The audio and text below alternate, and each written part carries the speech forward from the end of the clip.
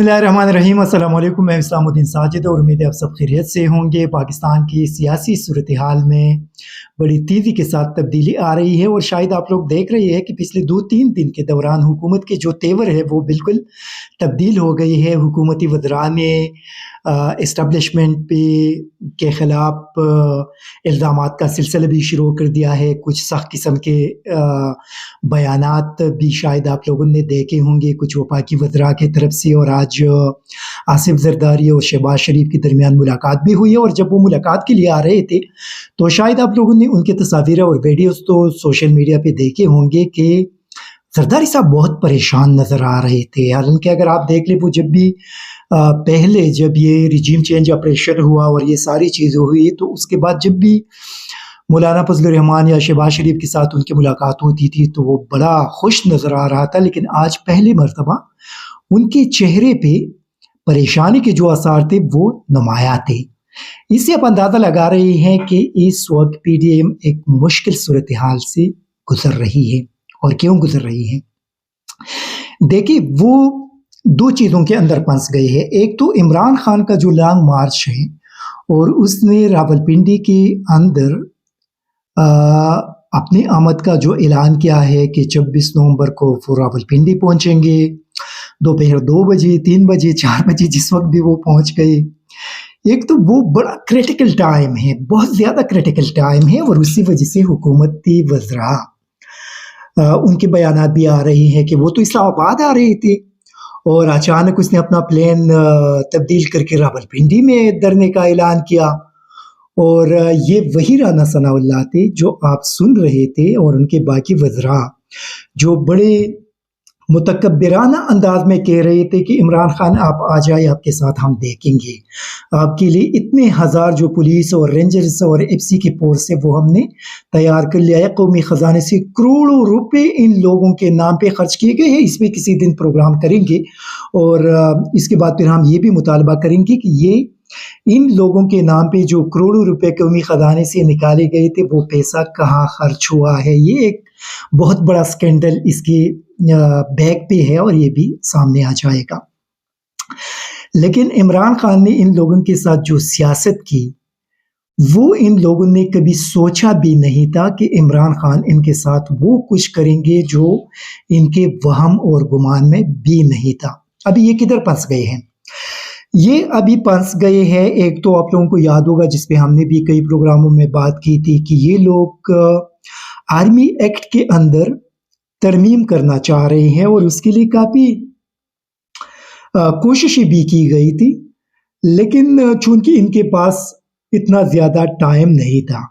और उसके लिए ये भी एक प्लान किया गया था कि पार्लियामान का मुश्तरका इजलास बुलाया जाएगा, वहाँ पे इसको पेश किया जाएगा, वहाँ से जल्दी से इसको पास करके और फिर इस एक्ट के अंदर ये तरमीम लेकर आएंगे। लेकिन वहाँ पे रुकावट क्या बनी? वहाँ पे जिस तरह के हम कहते हैं कि इस वक्त सदर आरिफ अलवी इनके गले की हड्डी बन चुकी हैं। इनको कुछ भी समझ नहीं आ रहा कि ये किधर फंस गए। परस करें अगर ये आर्मी एक्ट के अंदर तरमीम भी करते तो कौमी असम्बली और सीनेट से पास होने के बाद फिर इनको फाइनली प्रेसिडेंट के पास भेजना था। प्रेसिडेंट के पास ये इख्तियार है, वो एग्जैक्ट डेज तो मुझे याद नहीं, लेकिन 10-12 दिन है मेरे ख्याल में राउंड अबाउट, उस तक वो अपने पास रख सकते हैं और फिर उस पे कोई भी ऑब्जर्वेशन करके या कोई लीगल या जो भी पॉइंट्स अदर का हो वो उस पे उठाकर उसको वापस पार्लियामान की तरफ भेज देते हैं कि भाई इसमें ये इशू है, इसको आप ठीक करके दोबारा भेज दें। तो चूंकि टाइम तो इतना था नहीं, इसी वजह से इन लोगों का वो प्लान वो नाकाम हुआ। अभी मसला ये है कि जो बज़ाहिर नज़र आ रहा है वो इन लोगों का, शायद आप लोगों को याद भी होगा, ये सोशल मीडिया पे भी काफ़ी खबरें आई थी कि मरियम नवाज़ ने एक जनरल साहब का नाम लिया था और वो जनरल आसिम मुनीर का। इस वक्त जनरल आसिम मुनीर सबसे इन सब में सीनियर हैं, जितने भी मौजूदा लेफ्टिनेंट जनरल हैं जो इस रेस के अंदर शामिल हैं उन सब में वो सीनियर मोस्ट है। लेकिन मसला क्या है? मसला ये है कि वो आर्मी चीफ जनरल बाजवा से 2 दिन पहले रिटायर्ड होंगे اور یہ جو سینیارٹی لسٹ ہے، جو لیگل وکلا ہے یا جو لیگل ایکسپرٹ ہے جن کو ہم سنتے ہیں، تو ان کی یہ رائے ہے کہ سینیارٹی جس دن جنرل باجوہ ریٹائر ہوں گے، یعنی 29 نومبر کو، 29 نومبر کو، اسی دن جو سینیارٹی لسٹ ہوگی وہ کنسیڈر کیا جائے گا۔ تو وہاں پہ اگر جو سینیارٹی لسٹ ہوگی تو اس کے اندر عاصم منیر صاحب کا نام نہیں ہوگا، کیونکہ وہ 27 نومبر کو ریٹائرڈ ہو رہے ہیں، اور شاید یہ جو آرمی ایکٹ کے اندر ترمیم لے کر آنا تھا وہ بھی شاید ان کے لیے تھا۔ ابھی مسئلہ یہ ہے کہ اگر یہ لوگ سمری بھیجیں گے صدر کو، اور صدر کے پاس سمری جائے گی، اور صدر وہاں پہ دیکھیں گے کہ یہ تو 27 نومبر کو ریٹائرڈ ہو رہے ہیں، آرمی چیف کی ریٹائرمنٹ 29 نومبر کو ہے، مطلب ان سے 2 دن پہلے ریٹائرڈ ہو رہے ہیں۔ وہاں پہ صدر پھر جس طرح کہ عامر متین صاحب نے بھی کل اس پہ ایک بڑا اچھا پروگرام کیا، اور بہت انفارمیٹیو پروگرام تھا ہم نے اس پہ، اور اس نے بڑے اچھے انداز سے اس کو ایکسپلین کیا تھا کہ وہاں پہ اگر صدر کوئی لیگل کویسچن ریز کریں گے کہ جو سینیارٹی ہے وہ تو 29 کو جتنے بھی لوگ ہیں وہ کنسیڈر ہوں گے، تو اس کے اندر تو عاصم منیر صاحب کا نام نہیں ہے، تو اسی وجہ سے وہ تو کنسیڈر نہیں ہو سکتا۔ تو بقول جو تجزیہ نگار ہے ان کے مطابق اصل میں ایشو یہی ہے کہ حالانکہ آپ دیکھ لیں جتنے بھی لیفٹیننٹ جنرل ہیں وہ سارے کے سارے بڑے قابل احترام ہیں، اور یہ اگر اس مقام تک پہنچے ہیں تو اس کا مقصد یہ ہے کہ وہ سارے اس عہدے کے لیے قابل ہے، اسی وجہ سے وہ لیفٹیننٹ جنرل بھی بنے ہیں۔ لیکن مجھے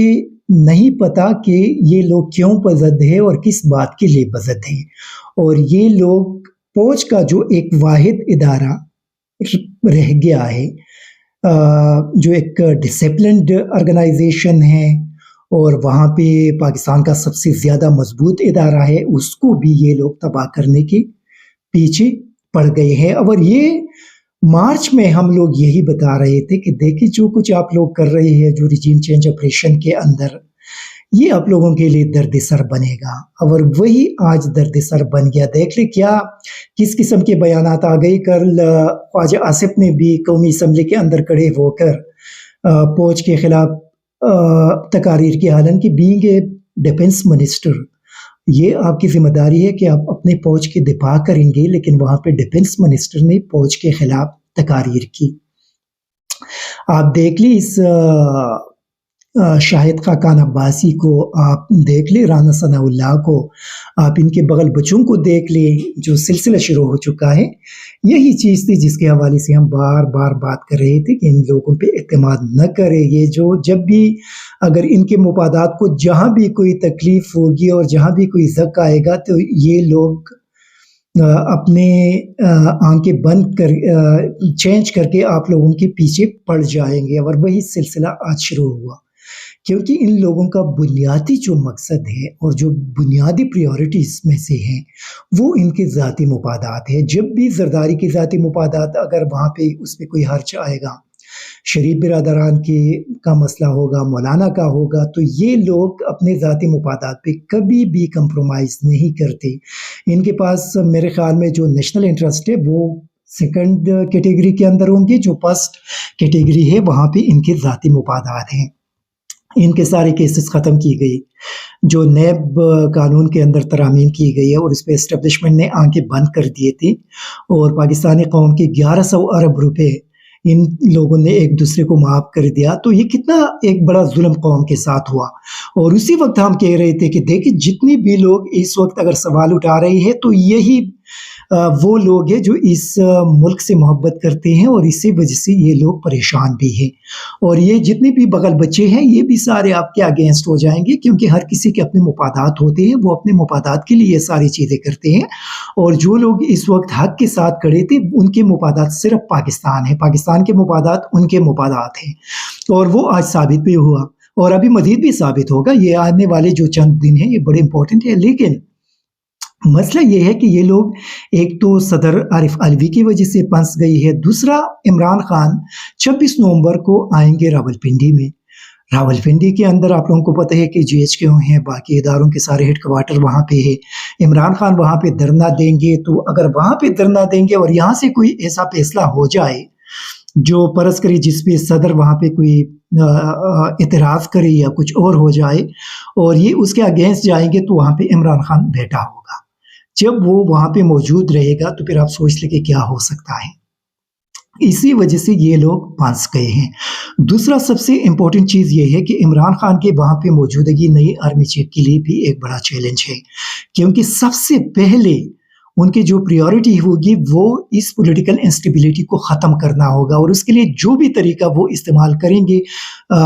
उनके बस में होगा, वो तरीका वो इस्तेमाल करके इन क्राइसिस को ख़त्म करेंगे। और इसी वजह से अभी पीडीएम को इन चीज़ों का एहसास हो रहा है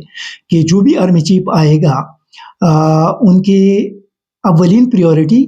ये पॉलिटिकल इंस्टेबिलिटी को ख़त्म करना है। जब ये पॉलिटिकल इंस्टेबिलिटी ख़त्म होगी, इलेक्शन होंगे, इमरान खान आएंगे। जब इमरान खान आएंगे तो ये तमाम करप्शन के जो केसेस है ये दोबारा बहाल होंगे, और इसी वजह से मरियम नवाज़ भी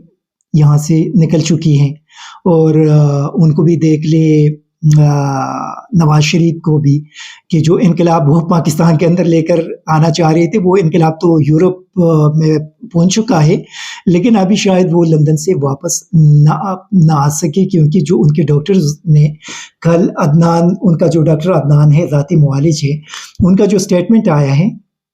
तो उससे आप अंदाज़ा लगा सकते हैं कि नवाज शरीफ साहब को अभी वहाँ से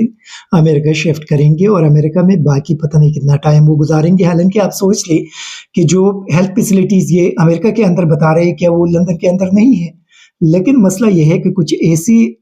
मुश्किलात में वो फंस गए हैं बज़ाहिर, जिनकी वजह से उनके लिए निकलना शायद वहाँ से ज़रूरी है। तो इसी वजह से एक बड़ा मुश्किल सूरत हाल है, और आने वाले दिन बड़े इम्पोर्टेंट है, और कल का दिन भी वैसे बड़ा इम्पोर्टेंट है, क्योंकि कल आखिरी दिन है लंदन के अदालत में 1.5 करोड़ रुपए जमा करने का। शहबाज शरीफ पे जो जुर्माना आयद हुआ था, डेली मेल की जो स्टोरी थी कि इसने दलदल अज़द खान का फंड्स के अंदर खुर्द-बुर्द की है, तो उसी स्टोरी जो इन पे इल्ज़ामात लगाए थे, उसके अंदर इन पे जो जुर्माना आयद किया गया था, कल उसमें आखिरी डेट है, और वो पैसे वहाँ पे जमा करने पड़ेंगे। एक वो इशू था। दूसरा, अभी इनके पास जब समरी आएगी तो उससे अंदाज़ा होगा कि आगे क्या होने वाला है, सदर आरिफ अलवी क्या करेंगे इनके साथ, और बाकी जो आर्मी चीफ के साथ इन लोगों ने जो कुछ किया, ये जो इसहाक डार ने, बज़ाहिर ऐसा लग रहा है कि इसहाक डार ने जो गेम कर दिया है आर्मी चीफ के साथ, तो डेफिनेटली आर्मी का तो गुस्सा होगा, क्योंकि आर्मी का वो अभी तक सरबराह है, और उनके सरबराह के जिस तरीके से उनका एक सीक्रेट जो रिकॉर्ड था और उसको आउट किया गया, और फिर आज ब्लूमबर्ग के अंदर भी ये स्टोरी पब्लिश हो गई, जो इंटरनेशनल मीडिया है उसने भी उस स्टोरी को पैक कर दिया। जो एक वेबसाइट की स्टोरी थी वो कितने लोगों ने पता नहीं पढ़ी होगी, लेकिन इसहाक डार के बयान ने उसको एक इंटरनेशनल स्टोरी बना दी। तो यकीनी तौर पे जनब बाजवा के ख़ानदान के साथ जो ज़्यादती और जुल्म उसने की है, क्योंकि ये कानून के मुताबिक आप जो पर्सनल डेटा है किसी भी बंदे के आउट नहीं कर सकते, और उनका डेटा आउट कर दिया गया। तो इस पे डेफिनेटली आर्मी का रिएक्शन तो आ चुका होगा, लेकिन अभी तक उसका कुछ इल्म नहीं। लेकिन इन लोगों ने जनब बाजवा के ख़ानदान के साथ जो गेम खेला, और फिर ये जो अभी सदर को धमकियाँ दी गई, ये जो अभी आर्मी के ख़िलाफ़ जो वज़रान स्टेटमेंट जारी किए गए, तो इससे आप अंदाज़ा लगाए कि ये इन लोगों के साथ जो एहसान किया गया था, एस्टेब्लिशमेंट ने जो एहसान किया था, उनके एहसान का बदला पिछले 2-3 दिनों के दौरान आप लोगों ने देख लिया कि पीडीएम ने किस अंदाज से दे दिया। और मेरे ख्याल में ये इनके लिए अभी आंखें खोलने के लिए काफ़ी है कि जो कुछ इनके साथ पिछले 2-3 दिन के दौरान हुआ, यही चीज़ थी जिसका बार बार वो लोग इनको बता रहे थे कि आप जो कुछ कर रहे हैं ये उल्टा आप लोगों के लिए मसला बनेगा, और उन्हीं बातों पे उनके खिलाफ एफआईआर दर्ज किए गए, उनको गिरफ्तार किए गए, उन पे तशद्दुद किया गया, जो कुछ भी पॉसिबल था वो सारा कुछ उन लोगों के साथ किया गया। लेकिन आज वो लोग सरखरू हुई, उनके सारी बातें दुरुस्त साबित हुई, और इन लोगों ने जो कुछ कर दिया आज इनके लिए वो एक दर्दसर बन गया। लेकिन आने वाले चंद दिन बड़े इम्पोर्टेंट हैं, और स्पेशली इमरान खान की रावलपिंडी के अंदर जो आमद है वो बहुत ज़्यादा इम्पोर्टेंट है, बहुत ज़्यादा एक میں یہ کہوں گا کہ یہ ابھی یہ سارے لوگ پھنس گئے ہیں. عمران خان نے ان کے ساتھ جو گیم کھیلا اور جس تاریخ کا اعلان کیا اس کے اندر یہ لوگ پھنس چکے ہیں. تو ابھی دیکھنا ہے کہ آنے والے 3-4 دنوں کے اندر پاکستان میں کیا کچھ ہوگا. Thank you very much. ISTV Pakistan کو سبسکرائب کریں اور بیل آئیکن کو دبائیں مزید ویڈیو اور اپڈیٹس کے لیے.